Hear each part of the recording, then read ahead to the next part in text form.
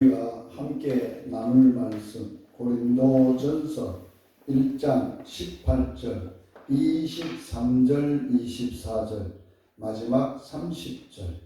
우리가 앞에 있는 말씀 그대로 제가 한 절, 여러분들이 한 절 읽겠습니다. 십자가의 도가 멸망하는 자들에게는 미련한 것이요 구원을 받는 우리에게는 하나님의 능력이라. 우리는 십자가의 박해를 기다렸잖아. 유대인에게는 여리키는 것이요 이방인은 미련한 것이요. 오직 부르심을 받은 자들에게는 유대인이나 헬라인이나 그리스도는 하나님의 능력이요 하나님의 지혜니라. 너희는 하나님으로부터 나서 그리스도 예수 안에 있고 예수는 하나님으로부터 나와서 우리에게 지혜와 어려움과 거룩함과 원함이 되셨느니. 아멘. 오늘 본문은 고린도전서의 말씀 가운데 묵상하게 되겠습니다. 고린도전서는 어떤 배경 가운데 고린도전서가 쓰여져 있느냐? 고린도라는 지역은 여기에 보면은 고린도 이렇게 표시를 해놨습니다. 고린도에게는 유럽 지역의 제일 위쪽에는 빌립보가 있고 그 밑에 아데네가 있고 아데네에서 조금 위쪽으로 고린도라는 지방이 있습니다. 여기에 도표에 여러분들이 보시는 대로 이게 고린도 유럽 지역의 지형의 지도인데 고린도라는 지역은 어디에 위치되어 있느냐? 바다 끝가운데 고린도가 위치해 있습니다. 특별히 레카이온이라는 항구와 갱글이라는 항구, 그 중간에 이렇게 운하가 있습니다. 지금 도표에는 연결되어 있는 땅으로 연결되어 있지만은 운하를 뚫었습니다. 그래서 이탈리아로 가는 쪽과 아시아 쪽, 에헤게 쪽과 이오니온해 바다 쪽으로 갈 수 있는 중요한 해변 요충지입니다. 그래서 여기에는 무역이 굉장히 발달을 했고 또 고린도 지역에는 그 우상 숭배 신전들이 비일비재하게 많았습니다. 그래서 신전에서 신을 모시는 창기들이 많이 있었습니다. 물질이 풍부하고 이렇게 음란 문화가 풍부하게 되어졌고 또 여러 나라의 사람들이 각국의 사람들이 와서 사는 이러한 도시입니다. 국제도시라고 할 수 있죠. 그러니까 이런 지역에 교회가 세워졌다는 거예요. 사도 바울로 통해서 교회가 세워졌는데 그 교회가 세워지면서 사도행전 18장 10절과 11절에 보면 이런 말씀이 있습니다. 내가 너와 함께 있음에 어떤 사람도 너를 대적하여 괴롭게 할 자가 없을 것이니 이는 이 성중에 내 백성이 많음이라 하시더라. 1년 6개월을 머물며 그들 가운데 하나님의 말씀을 가르치리라. 몇 년을 머물렀어요? 1년 6개월 동안 고린도라는 지역, 그 위쪽에 있는 교회가 있는데 데살로니가 교회입니다. 데살로니가 교회는 3칠, 일주일을 3번 보면 3칠을 복음을 전했는데 그 교회는 모범적인 교회로 소문이 나 있습니다. 그러나 고린도 교회는 1년 6개월을 머물면서 말씀을 가르쳐 세워진 교회인데 그 고린도 교회 안에 문제가 많았습니다. 어떤 고린도 교회의 전체 고린도 전서를 내용을 분개하면 두 가지로 나누어져 있습니다. 1장에서 6장까지 하나, 7장에서 16장까지 하나인데 그 내용의 핵심이 이겁니다. 들은 것에 대한 답변. 바울이 에베소에서 편지를 썼는데 고린도 교회 고린도 전서를 썼는데 들었다는 겁니다. 뭐를 들었느냐? 거기에 있던 사람이 에베소로 건너와 가지고 에베소에 있는 바울에게 말을 고린도 교회의 형편을 전했다는 겁니다. 고린도전서 1장 11절에 그게 나와 있습니다. 내 형제들아 글로에의 지편으로, 글로에라는 사람이 그 지편으로 너희에게 대한 말을 내가 들었다. 들어보니까 어떻다는 거예요? 문제가 많았다는 거기에 대한 답변입니다. 여러 파가 있더라는 거예요. 그래서 분쟁에 대한 문제, 그 안에 1장에서 6장까지의 음행과 세상의 법정에 소송하는 소송의 문제, 이런 것들이 들려오더라는 거예요. 거기에 대한 편지로 답을 써준 거예요. 또한 이제 7장부터 이제 16장까지는 무엇에 대하여 썼느냐라고 할 때 읽은 것에 대한 답변입니다.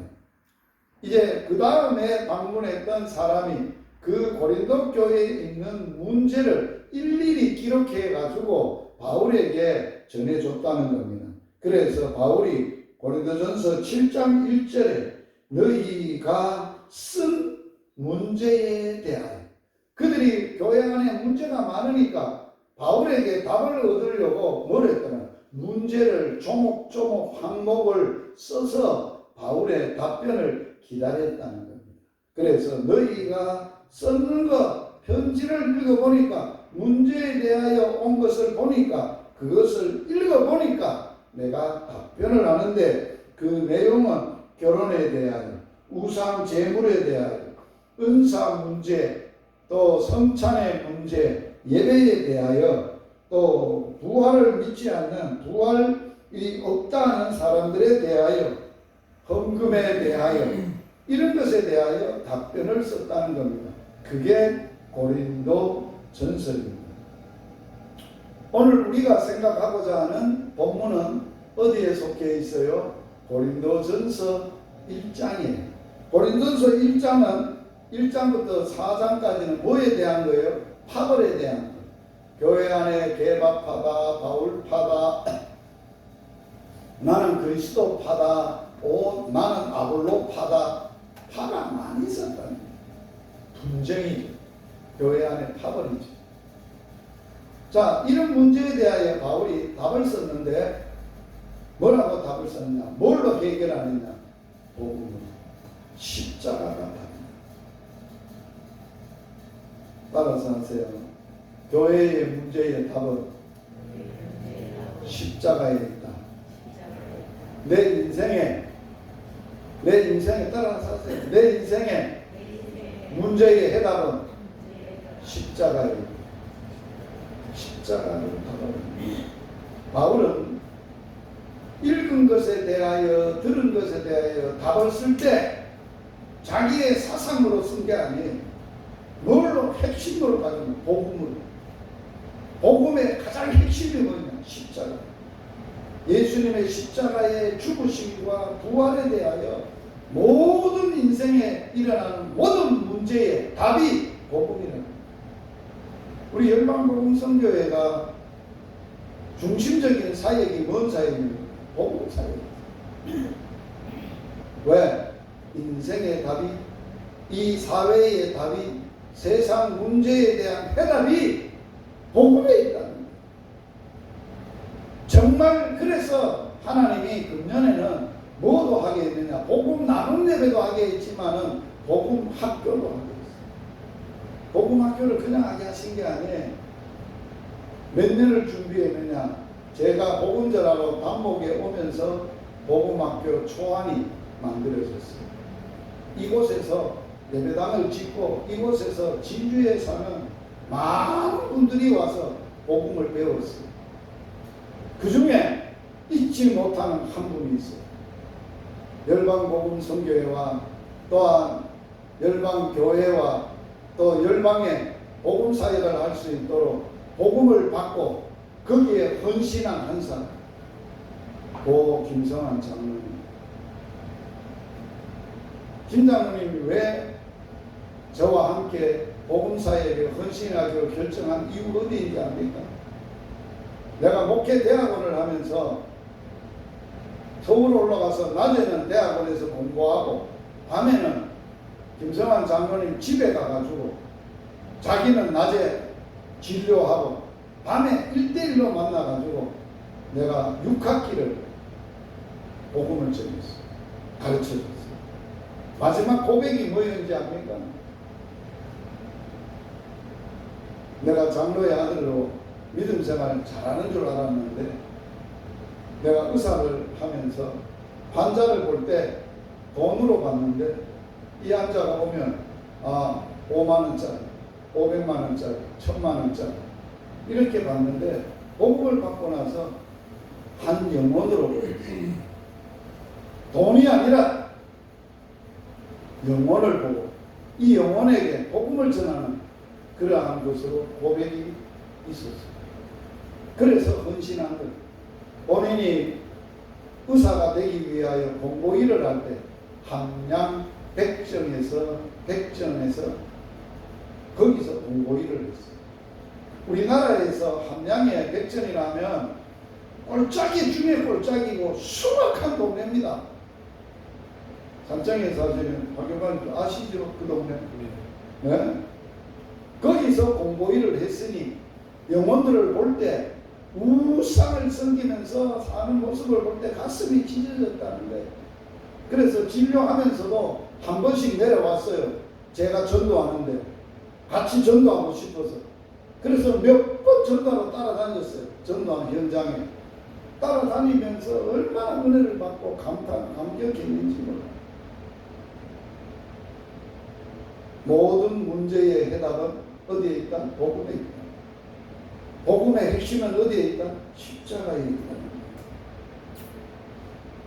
그래서 바울은 십자가의 도를 너희들이 깨달아야 된다. 내가 고린도 교회를 세우려고 한 것은 너희들에게 세례를 줘가지고 세례교회를 만들려고 하는 게 아니다. 나는 너희들에게 복음을 전하기 위해서 왔다. 그 복음이 뭐냐? 십자가의 도다. 그 십자가의 도가 뭐길래, 그 복음이 뭐길래 어떤 문제도 인생에서 일어난 어떤 문제도 해답이 됩니다. 문제를 해결하는 구원하는 하나님의 능력이다. 하나님이 이 세상을 통치하세요. 만드셨어요. 그런데 문제가 많아요. 세상에. 온갖 하나님을 거역하고 대적하고 사람끼리 싸우고 분쟁하고 나누고 파벌을 짓고 이렇게 살아요.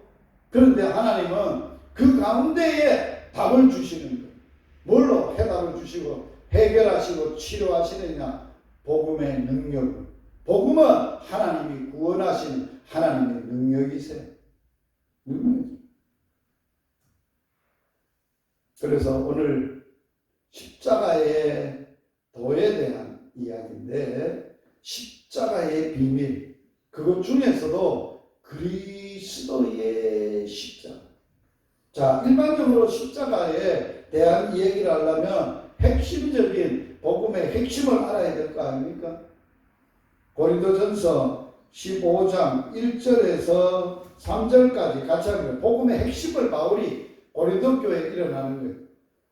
사람이 죽으면 어떻게 다시 사냐? 산다면은 어떤 몸으로 사냐? 언제 사냐? 그래서 부활을 안 믿는 사람도 있고 또 부활을 믿고 있는 사람도 있는데 거기에 문제가 일어나니까 바울이 답을 주는데 뭐를 줍니까? 너희에게 이미 전했던 복음을 다시 알게 해야 된다. 중요한 이야기입니다. 왜 다시 알게 해야 된다고요? 복음이 능력이고 복음이 해답이니까. 저들이 복음을 받았는데도 복음으로 살지 않고 세상적으로 인간적으로 사니까 문제가 일어났다는 거 아니에요. 그래서 해답을 주자면 복음을 너희에게 다시 알게 한다. 너희가 내가 전한 복음을 받고 믿고 그 안에 서고 그렇게 살면 너희에게 구원을 받게 되는데 너희들이 살지를 않는구나. 내가 먼저 너희에게 전했던 복음을 다시 한번 설명하는데 그 설명이 두 가지. 빨간 글씨 같이 읽어봐요. 성경대로 시작. 성경대로 그리스도께서 우리 죄를 위하여 죽으시고 장사 지낸 바 되셨다가 성경대로 3일 만에 다시 살아나사. 두 가지지. 성경대로로 말은 뭔 말일까요? 십자가는 그리스도를 통하여 우리를 죄에서 구원하는 이 비밀은 하나님께서 우연히 만들어낸 게 아니라 세상의 어떤 철학을 빌려온 게 아니라 하나님이 이미 성경의 말씀을 통해서 하나님의 계획을, 하나님의 뜻을 알려주셨다는 거예요. 그게 성경대로. 여러분이 해답을 찾으려면 반드시 복음을 알아야 되는데 복음을 뭘로 통해서 알아야 돼요? 성경을 통해서 알아야 돼요. 성경을 통하지 않는 복음도 일단 많아요. 엄청나게 많아요. 제가 어느 날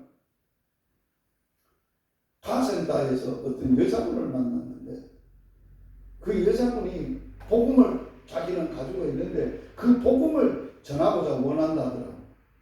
그래 그 복음이 뭐냐 내가 물어봤어요.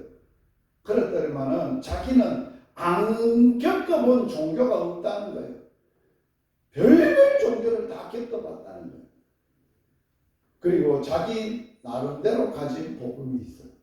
그래서 내가 그랬어요. 들어보니까 성경이 말하는 복음이 전혀 아니에요. 그래서 당신은 당신의 복음을 갖고 있네요. 성경이 말하는 복음은 전혀 아닙니다. 교회도 다녔어요. 천주교도 다녔어요. 남유호련교도 다녔어요.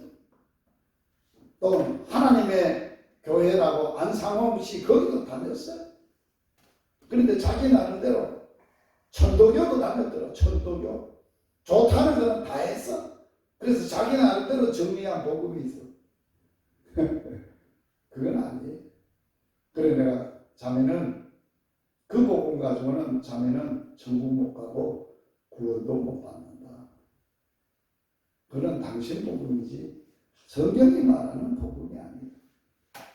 왜 사도 바울이 복음을 가르칠 때 반드시 성경에 기록된 대로 성경대로 가르쳤습니다. 제가 복음학교를 하면서 강의하니 말씀이 아닌 게 없어요. 다 성경의 말씀만 가르쳐요.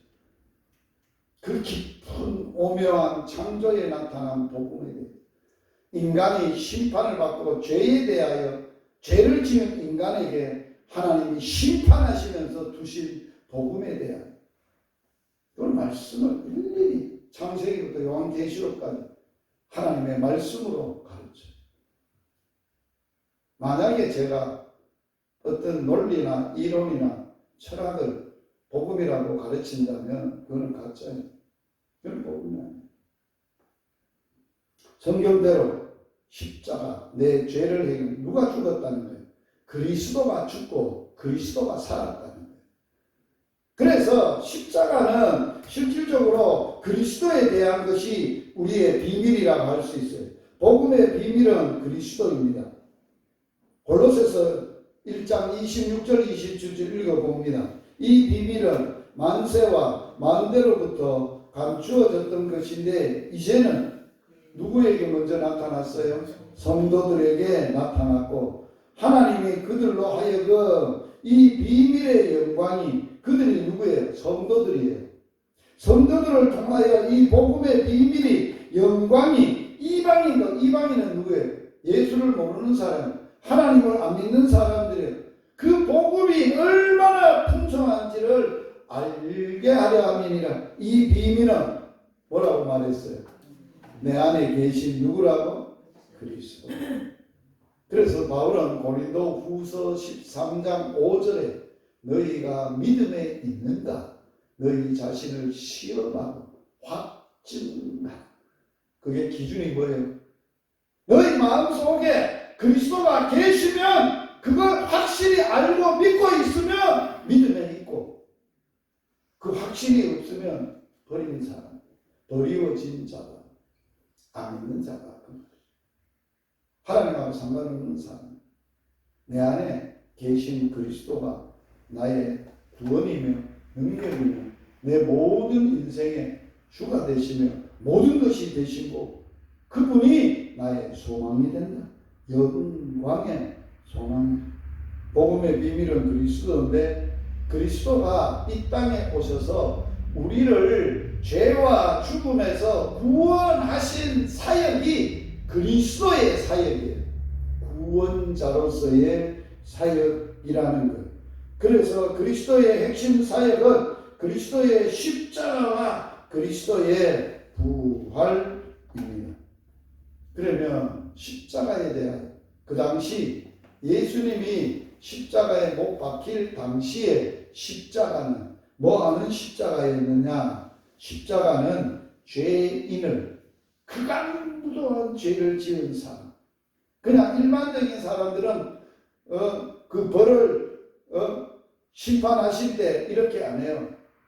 아주 극악무도한 죄를 지어 대역죄를 짓다든지 아주 국가의 기존을 흔드는 이러한 혼란의 죄를 지었다든지 사람을 죽이고 아주 생명에 대한 이러한 엄청난 범죄를 했는 자들에게 주는 처형이 방법이 십자가입니다. 그래서 죄인을 처형하는 사형틀이 십자가입니다. 그러나 그리스도의 십자가, 예수님도 그 무시무시한 사형틀에 예수님이 달려서 죽으셨어요. 십자가의 형을 받았어요. 그런데 누가? 그리스도가 십자가의 형을 받았다. 그리스도는 죄가 없는 분이에요. 하나님의 아들이에요. 성령으로 잉태하신 분이에요. 성령으로 나섰기 때문에 인간이 받는 출생할 때 나타나는 죄는 전혀 상관이 없으신 분이에요. 죄는 없으신 분이에요. 그런데 왜 죄인을 다루는 십자가의 형을 예수님이 받았을까요? 죄가 없는데 왜 받았냐 말이에요.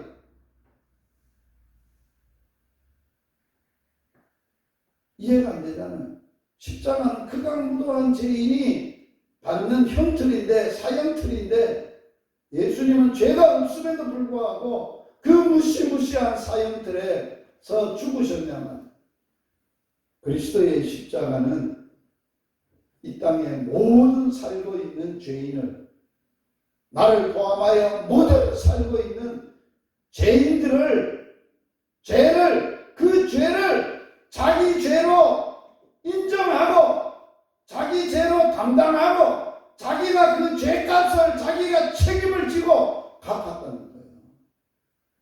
그래서 그리스도의 십자가는 사형틀이 아니라 뭐예요? 죄인을 살리는 무슨 틀? 생명틀. 잘 알아야 돼. 생명나무. 예수의 그리스도의 십자가 없이는 내가 살 수 없어요. 생명을 가질 수 없어요. 내가 은혜를 받을 수 없어요. 하나님을 알 수 없어요. 우리의 믿음을 가질 수 없다. 우리의 구원은 꿈에도 생각도 못한다는 거예요. 그게 없으면 안 된다. 그러면 그리스도의 십자가는 우리에게 어떠한 의미인가? 중요한 거예요. 오늘 그리스도의 십자가의 비밀이에요. 그냥 십자가의 비밀이 아니에요. 누구의 십자가? 그리스도의 십자가의 비밀. 바울은 분쟁이 일어나고 당파가 일어나고 싸움이 일어나고 그런 고린도 교회에 답을 주는데 뭐를 주는 거예요? 십자가의 도를 가르칩니다. 십자가의 도가 너희를 구원하고 너희 문제를 해결하는 하나님의 능력이라고 가르쳐요. 십자가에 못 박힌 그리스도를 나는 전한다. 유대인에게는 꺼리끼는 것이지만 이방인에게는 미련한 것이로되 같이 있습니다.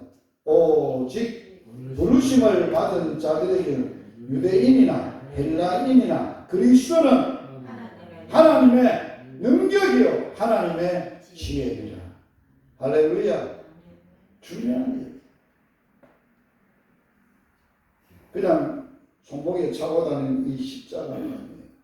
알아요? 이 십자가의 모형은 사형틀이에요. 그러나 이 십자가에 달리신 죄 없는 그리스도의 십자가. 오늘 본문에서 그런 얘기를 하잖아요. 유대인들에게는 십자가가 왜요? 끄리끼는 게요. 나무에 달린 자마다 뭐한 자라고? 저주받은 자. 율법으로 보면. 율법에는, 하나님의 법에는 나무에 달아서 사형을 당하는 사람, 저주받은 사람들이, 그래서 유대인들이 그렇게 그거 싫어하는 거예요. 아유, 끔찍한 것. 그런데 또한 이방인은 누구예요? 하나님을 모르는 사람.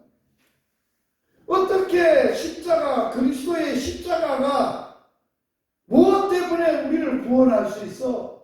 우리의 문제를 해결할 수 있어? 인간의 해답이 될 수 있어? 말도 안 되는 소리만. 철학이지 철학, 이성이지 이성. 우리가 가지고 있는 신념이, 우리의 힘이, 우리의 노하우가 우리의 인생의 해결책 능력이지 뭐 미련하게 그러한 십자가의 예수를 믿느냐. 안 믿는 사람들은 예수 그리스도를 전해보면 전혀 반응이 달라요. 엄청나게. 그러나 오직 부르심을 받은 자들, 유대인이든지 헬라인이든지 이방인이든지 그리스도는 하나님의 능력이다. 하나님의 지혜이다. 여러분, 오늘 지혜와 지식의 차이를 잘 이해를 하셔야 여러분의 삶이 풍성해질 수 있어요. 지식이 많다고 풍성하게 사는 것 같지요? 그러면 박사학위 5개 있는 사람은 잘 살게? 박사학위가 10개나 해도 미라퉁기같이 사는 인생이 얼마나 많은데. 왜? 지식은 많은데 뭐가 없어? 지혜가 없어. 지혜. 그러면 지식은 뭘고 지혜는 뭔지 우리는 잘 알아야 돼. 자, 지식과 지혜에 대하여 알바르트 아인슈타인은 이렇게 설명을 했어요. 뭐라고 설명을 했느냐? 이 영어가 여러분 읽고 해석을 잘 안 되니까 밑에 내가 해석을 해왔어요. 자, 알바르트 아인슈타인은 이렇게 말했어요. 지혜는 학교 교육의 산물이 아니라 지혜를 얻기 위한 평생의 노력의 산물이다. 이 말이 뭐예요? 학교 교육의 산물이 아니라 말은 책상에서 머리로 공부해서 깨닫고 얻는 지식이 아니라는 거예요. 지혜는 뭐를 통하여? 수많은 뭐를 통하여? 고난과 경험을 통하여 얻어지는 거라는 거예요.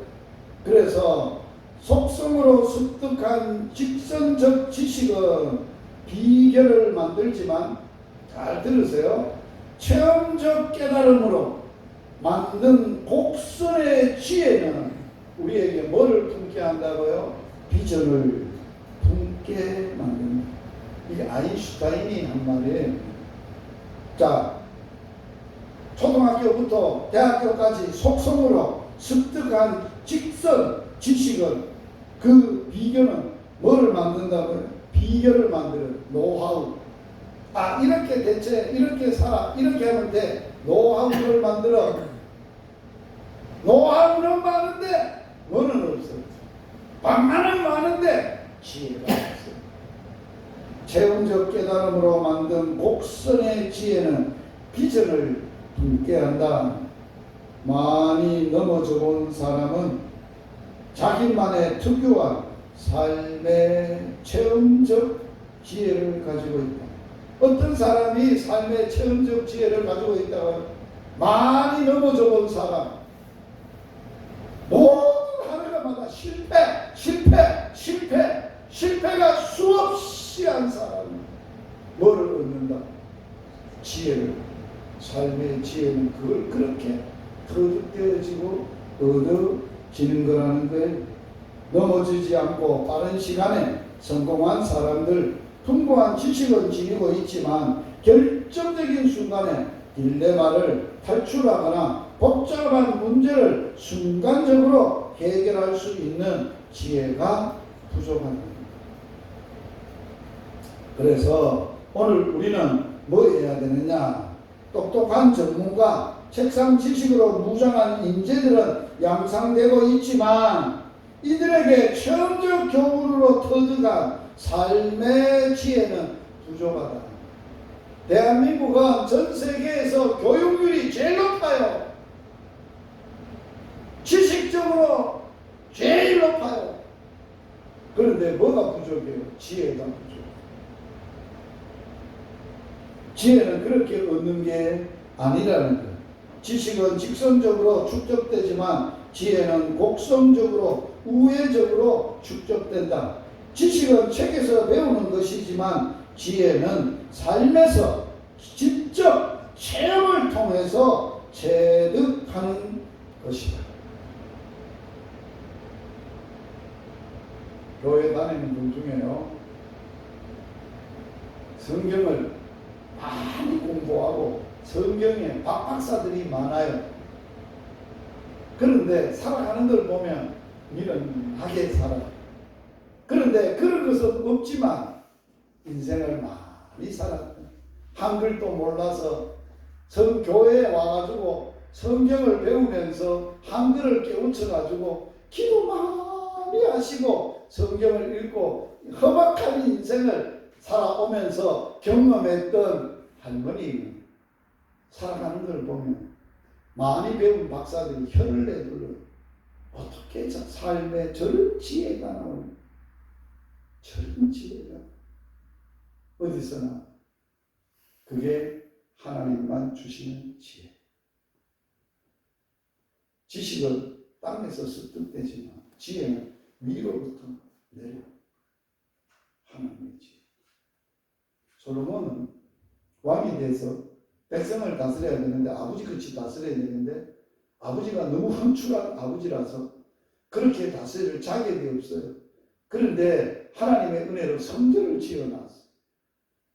얼마나 감격이, 아버지도 짓지 못했던 성전을 지어놓고 그 안에 들어가서 봉헌식을 하기 전에 엎드려서 기도하는 거예요. 기도를 하는 거예요. 하나님은 야, 내가 너한테 뭐 주고 그러니까 다른 거 아무것도 안 나오네. 하나님 지혜를 주세요. 이 백성을 다스려야 돼요. 지식이 아니잖아요. 지혜를 주세요. 오늘 십자가는, 그리스도의 십자가는 하나님의 뭐라고요? 지혜라. 아세요? 십자가의 비밀을 깨달으며 십자가를 통하여 하나님의 지혜를 배워. 하나님의 지혜가 십자가는 하나님의 지혜인데 뭐가 해결된 지혜냐? 하나님의 공의, 죄인을 심판해야 돼. 하나님의 공의, 하나님의 사랑, 죄인을 살려야 되는, 죽이지 않고 살려야 되는 그런 것이 하나님의 지혜에 나타나져 있는 것이 하나님의 십자가다. 놀랍죠? 이거는 하나님의 지혜에서 나온 것이 십자가예요. 인간의 세 속에는 그런 지혜가 나올 수 없어요. 왜? 공의와 사랑이 만나고 하나가 되어지는 이것을 누가 어떤 머리에서 어떤 사람이 답을 내겠다. 무엇으로 답을 내겠다. 하나님은 공의의 하나님이에요. 의로우신 분이에요. 거룩하신 분이에요. 죄를 용납하지 않으세요. 하나님은 공의로우셔서 뭐라고 했느냐? 민수기 읽어보세요. 읽어보겠습니다. 여호와는 노하기를 더디하시고 인자가 많아 죄악과 허물을 사하시지만은 형벌 받을 자는 결단코 사하지 아니하고 아버지의 죄악을 자식에게 맡아 3, 4대까지 이르러 반드시 심판하고 갑니다는 거예요. 이게 하나님의 공의의 만약에 하나님이 범죄를 하고 죄를 지었음에도 불구하고 그걸 덮어두고 내가 너 사랑한다, 내 너 구원해 줄게, 그건 하나님이 아니세요. 그건 사랑이 아니세요. 당연히 심판하셔요. 같이 읽어봅니다. 로마서 복음의 비밀, 하나님의 심판에 대하여 로마서 3장 26절 곧 이때에 자기의 의로우심을 나타내시고 자기도 의로우시고 또한 예수 믿는 자를 의롭다 하려 하십니다. 이때가 언제? 예수님을 십자가에 달아놓고 인간이 죄를 거기에 뒤집어 씌우고 하나님이 무시무시한 진노의 심판을 아들을 통하여 심판하시는 하나님의 심판 나타나. 그때 내가 의로워. 나는 의로운 하나님이 십자가가 그리스도의 십자가는 그걸 말한다.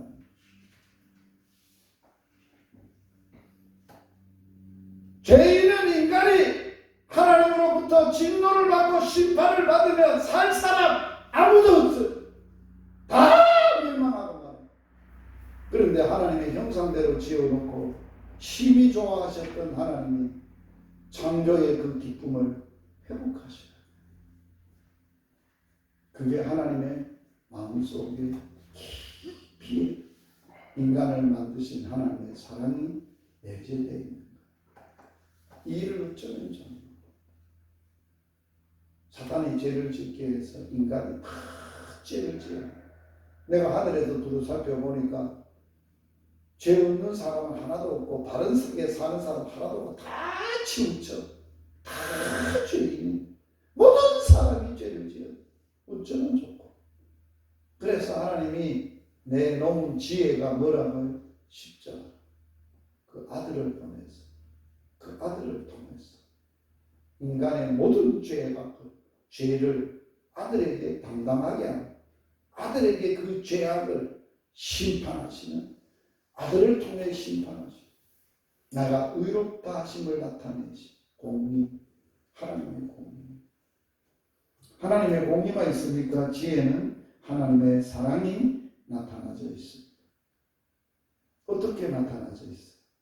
아들을 심판대에 올려놓고 십자가에 올려놓고 처참하게 심판하시면서 그 사건을 이렇게 설명을 하셨어요. 같이 읽어봅니다. 사랑하지 아니하는 자는 하나님을 알지 못하나니 하나님은 사랑이시니라. 하나님의 사랑인데 사랑을 어떻게 나타냈냐? 우리에게 확실하게 보여주셨느냐? 증명하셨느냐? 이렇게 증명했어요. 같이 읽어봅니다. 내가 아직 죄인 되었을 때 그리스도께서 나를 위하여 죽으시고 하나님께서 우리에게 대한 자기의 사랑을 즉 우리라는 말에 자기 이름을 넣어서 읽어봅시다. 시작. 유시기가 아직 죄인 되었을 때 그리스도께서 유시기를 위하여 죽으시고 하나님께서 유시기에 대한 자기 사랑을 확증하셨다. 십자가는 뭘 말하는? 내가 널 이렇게 사랑했어. 내 아들을 심판, 처참한 십자가를 통해서 그걸 내가 얼마나 너를 사랑했던가 확증하셨다. 그래서 그리스도의 십자가는 우리의 뭐가 된다고? 지혜일 뿐만 아니라 하나님의 지혜일 뿐만 아니라 하나님의 뭐라고? 능력이라고. 무슨 능력? 인간 사회, 세상 사회, 인간 관계에 어떤 문제가 있다 할지라도 해결하는 능력, 그게 십자가의 능력이에요.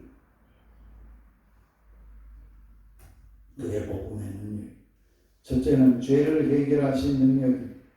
같이 읽어봅니다. 그런 실로 우리의 질고를 지고 우리의 슬픔을 당하셨거늘 우리는 생각하기를 그는 증거를 받아 하나님께 맞으리. 고라를 떠난다 하였노라. 그가 찔림은 우리의 허물 때문이요 그가 상함은 우리의 죄악 때문이라. 그가 징계를 받음으로 우리가 평화를 누리고 그가 채찍에 맞음으로 우리는 나음을 받았도다. 우리는 다 양 같아서 그를 행하여 각기 제 길로 갔거늘 여호와께서는 우리 모두의 죄악을 그에게 담당시키셨다. 그는 찔리고 상하고 빼먹고 십자가에서 흘린 그 피가 우리의 죄를 해결하셨다는 것입니다. 같이 읽습니다. 여호와께서 그에게 상함을 받게 하시기를 원하사 질고를 당하게 하셨은즉 그의 영혼을 속건 제물로 드리게 이르며 그 씨를 보게 되며 그 날은 길 것이 없도 그의 손으로 여호와께서 기뻐하시는 뜻을 성취하리로다. 그가 자기 영혼에 수고한 것을 보고 만족하게 여길 것이라. 나의 의로운 종이 자기 지식으로 많은 사람을 의롭게 하며 또 그들의 죄악을 친히 담당하리로다. 예수 그리스도의 그 지식, 십자가와 하나님을 아는 그 지식으로 우리를 살리시고 의롭게 하셨어요. 죄를 해결하셨는데 어떻게 했느냐? 그리스도의 피로 해결했다는 거예요. 같이 읽습니다. 하물며 영원하신 성령으로 말미암아 흠없는 자기를 하나님께 드린 누구의 피? 그리스도의 피가 어찌 너희 양심을 죽은 행실에서 깨끗하게 하고 살아계신 하나님을 섬기게 하지 못하겠느냐? 베드로전서 곧 하나님 아버지의 미리 하심을 따라 성령의 거룩하게 하심으로 순종함과 예수 그리스도의 피 뿌림을 얻기 위하여 택하심을 받은 자들에게 편지하노니. 요한일서 1장 7절 그 아들 예수의 피가 우리를 모든 죄에서 깨끗하게 하실 것입니다. 수많은 죄를 지었어. 더럽고 수막한 죄를 지었어. 씻을 길이 없어. 해결할 길이 없어. 죄값은 받아요. 두렵고 염려와 불안 속에 잠을 못 자는 공황장애자들이 너무 많아. 그 죄를 단번에 영원한 성령을 통해서 예수 그리스도의 피를 통해서 내 죄를 깨끗하게 하나님이 해결하시죠. 그게 복음의 능력. 그 은혜만 있으면 우리는 다 해결할 수 있어요. 이는 그가 사랑하는 자 안에서 우리에게 거저 주시는 바 은혜의 영광을 찬송하게 하려는 것이라. 우리는 따라서 합시다. 그리스도 안에서 그의 은혜의 풍성함을 따라 그의 피로 말미암아 속량이 뭐예요? 값을 지불하는 거예요. 물건값을 지불하는 거예요. 죄값을 지불하는 거예요. 내 죄를 해결하기 위해서 하나님이 무슨 값을 지불했어요? 아들 그리스도의 피값을 지불했어요. 그리고 우리를 죄 사함을 받게 하셨어요. 이게 복음. 그래서 예수님은 어디서 나를 낳았냐? 십자가에서 나를 해산했어. 십자가. 자기 몸을 찢고 피를 쏟아서 나를 낳았어. 그리스도 십자가에서. 영접하는 자, 그 이름을 믿는 자들에게는 그 이름을 하나님의 자녀가 되는 권세를 주셨다. 그 이름은 예수 그리스도의 이름입니다. 그럴 뿐만 아니라 같이 있습니다. 이는 혈통으로나 육정으로나 사람의 뜻으로 나지 않아 오직 누구로부터 났다? 하나님께로부터 난 자들. 우리가 어디서 태어났어요? 그리스도의 십자가에서 그 몸에서 몸을 찢고 피를 쏟아서 나를 낳았다. 그분의 은혜를 여러분들이 엄마가 왜 어머니 은혜가 하늘보다 높고 땅보다 깊어요? 바다보다 깊어요? 살 찢어서 피 쏟아서 나를 낳고 그 은혜지. 예수님의 은혜가 왜 그렇게 귀하고 놀라워요?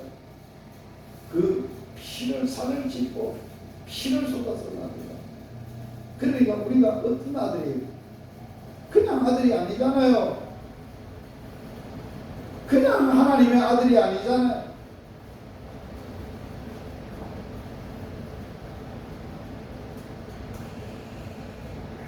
예수께서 그리스도이심을 믿는 자가 하나님께로부터 난 자들이고 또한 낳으신 이를 사랑하는 자마다 그에게서 난 자를 사랑하느니라.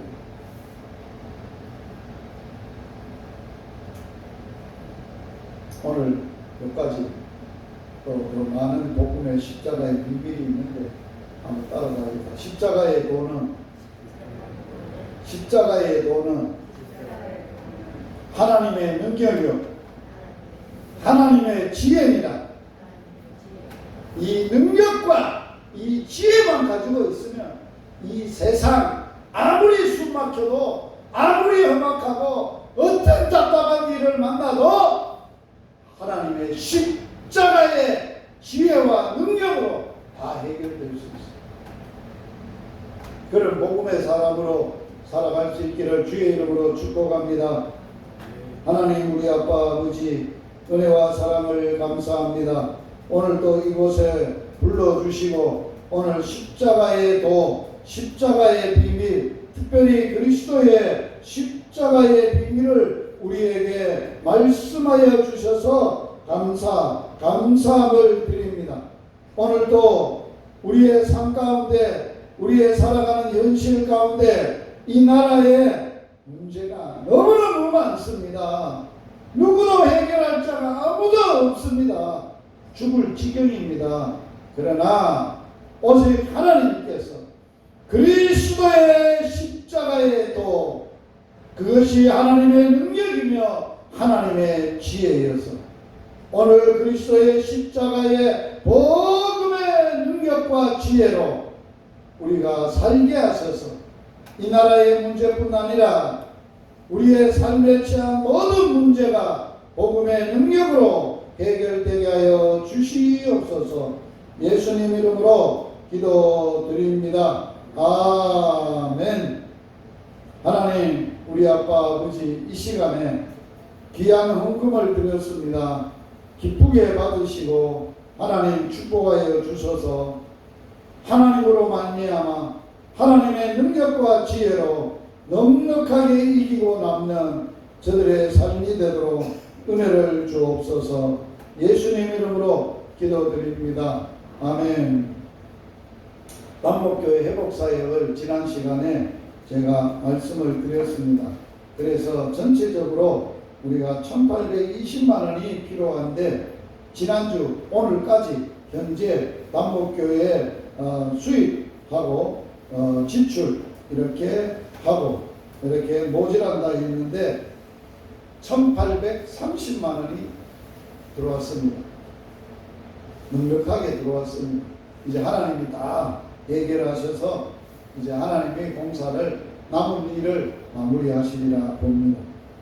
첫 번째 선교의 소식 알려드립니다. 내일 의대생들 센터에서 종강 예배가 있겠습니다. 저녁에 기업 복음 나눔 예배가 있습니다. 화요일 복음학교 10번째 강의가 있습니다. 재능기부 선교회에서 내일 화요일 날 내려오셔서 마무리하시고 사택공사 마무리하고 올라가게 되겠습니다. 5일 날은 현장 전도하는 날이고 7일 날 유튜브 사역과 칠암교회 조영래 목사님 원로 목사 추대와 부인 위임 예식에 제가 참석하게 되겠습니다. 주 예수 그리스도의 은혜와 하나님 아버지의 사랑과 성령의 교통하심이 어떤 문제 앞에서도 어떤 사건 앞에서도 하나님의 그리스도의 십자가의 도 하나님의 능력 하나님의 지혜로 해결하고 승리의 삶을 살고자 하는 모든 주의 백성들을 위해 영원토록 함께 있을지어다. 아멘.